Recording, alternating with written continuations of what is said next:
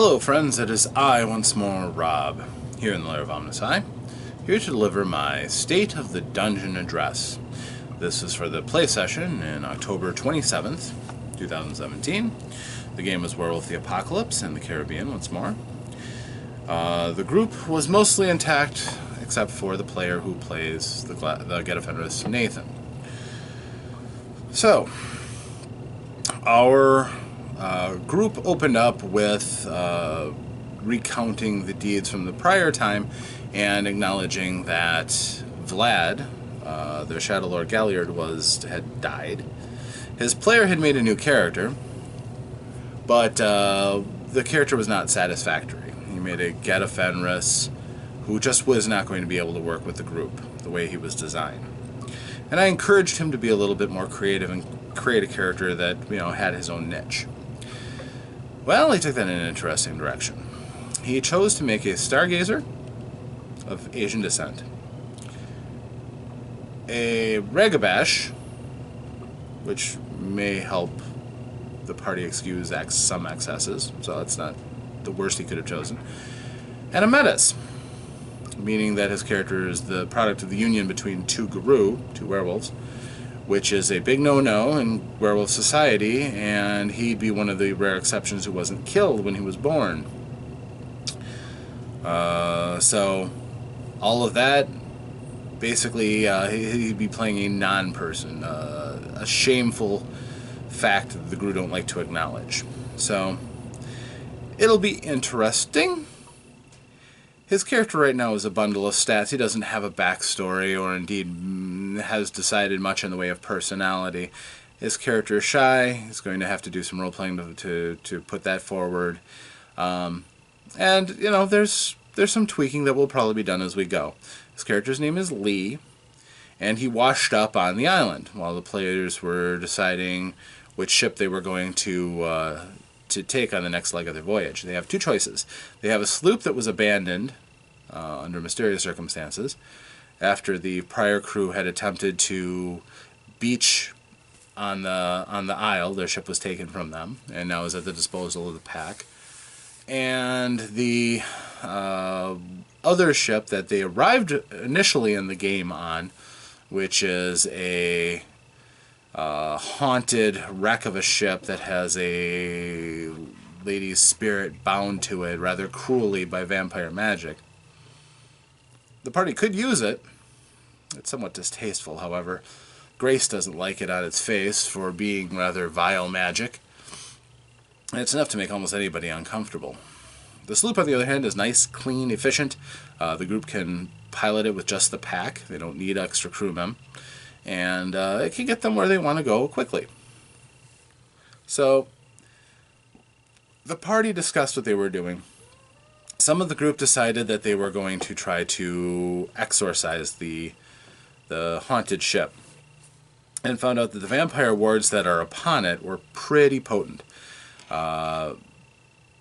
Nikolai took some rather nasty magical backlash when he and Aiden attempted to physically destroy the moorings that were holding the spell in place, which he weathered using his grandmother's touch to heal himself, but it was still, pretty painful. They gave up when they just realized they didn't have the know-how to undo that spell yet, not at their level of magical understanding. So then came the time to have Lee in their pack. The mood was rather light. We started a bit late, people were a bit talky. It seemed like we were more interested in a lot of humor, especially at the expense of Lee, who, I'm not going to say all the humor was appropriate for a mixed group, but in our little circle it was a little irreverent humor. But they went to try to bind him into their pack, and it turns out that Nikolai knows the right to form the pack. Well, he tried. Enter some of the worst dice luck I've seen in a long time. Well, no, not that long, only about 2 weeks ago. The last time that Vlad tried to make a comeback of things and just died horribly from horrible luck. And, some bad decisions, but horrible luck from the dice, certainly. So he rolled so badly, botching the right, he actually insulted the pack totem and got just blasted for it, because she's a very proud totem and she's bound right there. So when she makes an appearance, she can put all the thud and bluster into it she'd like, and she fried him pretty good. Again, he's able to heal himself, but bam. And eventually they got by with a single pity success. She demonstrated that she was not pleased with her little Theurge. But again, it's all dice rolls. What do you do? Sometimes just the world seems to be out against you for a particular set. So bear in mind, dice weren't really going his way. So eventually they finally got Lee, and only to find out that Lee has no points in totem. And again, the spirit wasn't feeling particularly magnanimous. She acknowledged that he was a part of their pack, pity him, but that she wasn't going to give him any favors until he demonstrated that he wanted a connection with the totem.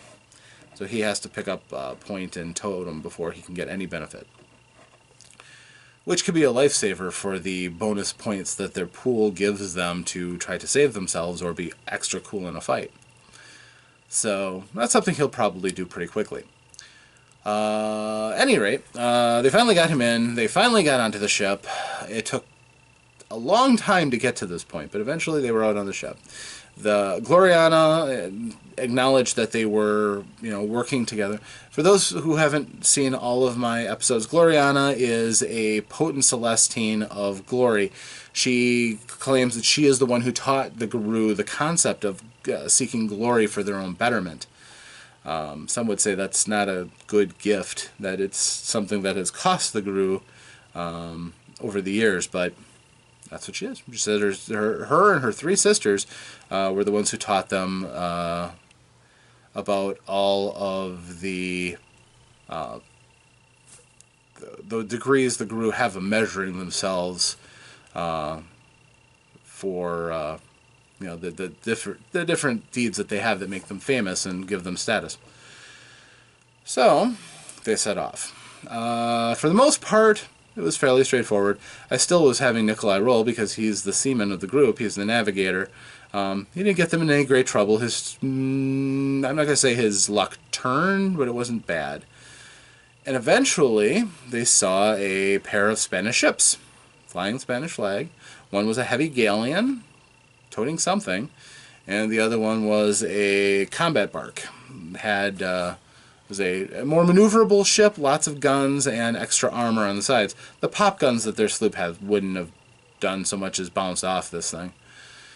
On the other hand, 6 angry Guru pouncing on the other ship might have done some damage. So they, however, decided they weren't going to risk their ship and try to have to go up to a bigger ship, so they just sailed away. No conflict on the player's choosing. Eventually, they get to their destination. It takes about a week. And they can see the isle, and they decide that they're going to reconnoiter it first. They're going to sail around and see what they can see. And they find out that all around the island, there is a very shallow sand shelf surrounding it about 500 yards in all directions. And their ship is, of course, a fairly shallow-keeled ship, so they're able to sail over this to a certain extent, and they see that the seabed is dotted with nests full of eggs, large eggs, not small sea turtle eggs or something. These are large eggs. So they're not sure what this means. So when they go to investigate, they found out the water is charmed against them entering and investigating. It feels like hitting solid ground. As a matter of fact, they're able to kind of walk on it. They can force themselves into the water, but it's hard. Eventually, at one point, Peter, the Ragabash of the Watchers of Men, attempted to go down, and he was eventually actually ejected out of the water back up onto the boat, which was comical. They were then confronted when a golden portal appeared, and merfolk came out through the portal and warned them off. The party could understand them because several of them have taken a gift that allows them to understand other languages that they natively don't understand. So, that allows Grace, who is their Philodox, to go down and plead their case, saying they're just here to destroy some taint that are affecting the McColl, which has concerned these merfolk too, so they give them 1 day to do what they will. And hopefully everything will work out for the best. So they approach the island. They realize reconnoitering their whole island isn't going to do them a lot of good. They find out that the island itself is almost entirely one big swamp. The island is ringed with what looks like a crater of kind of a grayish rock that rises up 3 feet above the ocean level, and then it slides down into a bowl in which the giant soupy swamp exists. No tall trees. Everything is full of mangroves, and the water is brackish and nasty. So the group is kind of okay. We'll just deal. They check the Umbra, and they find out that the pools are full of some sort of weird spiritual lamprey. Creatures about this long, with a mouth this big, full of rows after rows of nasty, sharp teeth.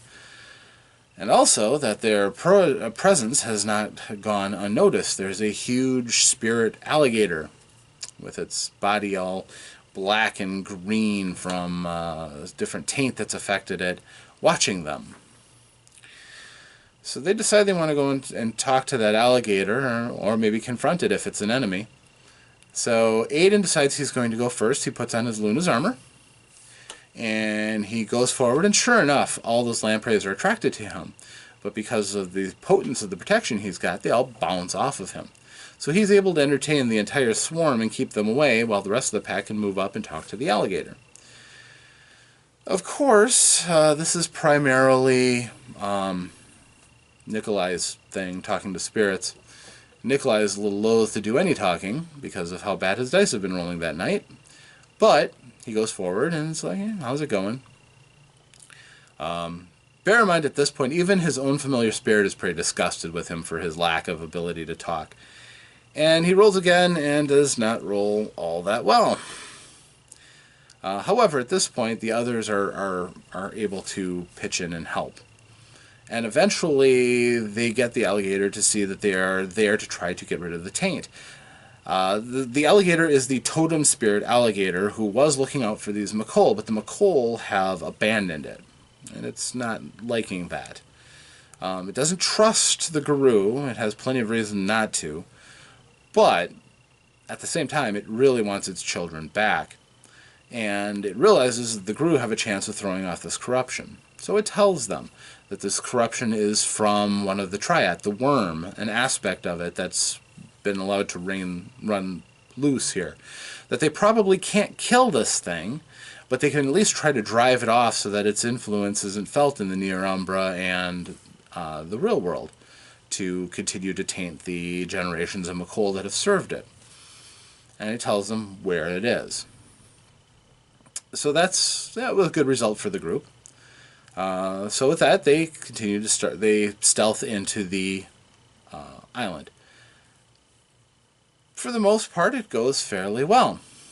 Until, by peeking into the Umbra, they start seeing the first Banes they've really seen. Spirits of the Worm. These particular Banes are murder Banes. They're formed in the aspect of the evil of murder, quenching a life, for no good reason. They appear to be about 8 foot tall, two-dimensional humanoid forms with hands like reaping scythes. Just angry red slashes for eyes. Pretty freaky, but, you know, if you're a werewolf, things look a little less freaky. They also see that there are roving patrols of gray-skinned kinfolk as well as McColl, who get more numerous and are joining with their kinfolk on these random patrols. And the strange thing is, they don't look like they're doing security. They look like they're looking for things to kill. Native creatures. They see them using blowguns and killing native birds. Not for purposes of harvesting them, but in a completely separate and insane way of just killing everything they can. That isn't one of them. So the group knows what their fate is if they get caught by these things. Again, they continue to be silent, but they notice that one of these murder banes is kind of keeping an eye on them and trailing them. So they decide that they have the Theurge, who knows a rite of binding. They're going to try to defeat the spirit and bind it into something. But what to bind it into? Well, it turns out that Peter's been holding on to this huge cleaver blade that comes all the way back from their second session of the game. It was wielded by a strong, potent vampire who was able to swing the thing around to murderous effect. Peter used it once or twice before he got his clave, and when he didn't want to use his claws. It's not magical in any way, it's just a nasty weapon. So they decide things have been murdered by it, it should be a good fit, and actually it's an excellent idea to bind it into this cleaver weapon. So they go into the Umbra, and while Nikolai is doing his rite of binding to try to siphon off the creature's spirit and into the cleaver, the rest of them protect Nikolai, which works swimmingly. It gives all of them a chance to do something. Nikolai isn't the strongest fighter, but when he's binding a spirit, he's quite good when the dice were working for him. And the dice were working fine. He was getting some good success. Aiden threw out a powerful blow. Peter attacked and did a significant amount of damage. The group worked together well, except for Grace, who was in the background, as she often is. Lee didn't even really get a chance to do a great deal, because it seemed to be over about that quickly. Hi. Alright, once again, here's Magic. Come here, Magic. Come here, Magic. Alright. So, the group defeated the Murder Bane and bound it. So now they had basically a talent, a one-shot magical item, with the spirit bound in the physical object of murder. Well, they intended to do some murder, so that wasn't so bad. There were about 10 of these spirits roaming around the island, and the group decided they were going to just eliminate a potential threat, so they stopped and they bound all of them. Just quickly summed up with a couple of rolls from the whole group, and then they rolled quite well. So they were rewarded by this really super potent, to the point of vibrating with murder energy, giant cleaver. Eventually they got to the center of the island. They found a pair of McColl guarding this about 8-foot tall rise of black earth in the midst of the swamp. And they were thinking about what they were going to do, how they might lure away the sentries, because clearly what they wanted may have to do inside of this lump of earth. And that was where we ended it. So we are ready to go next time, as they try to enter into the mound of evilness. And the group will have some decisions to make. So that was the session. Right, Magic? Magic was there for a lot of it too.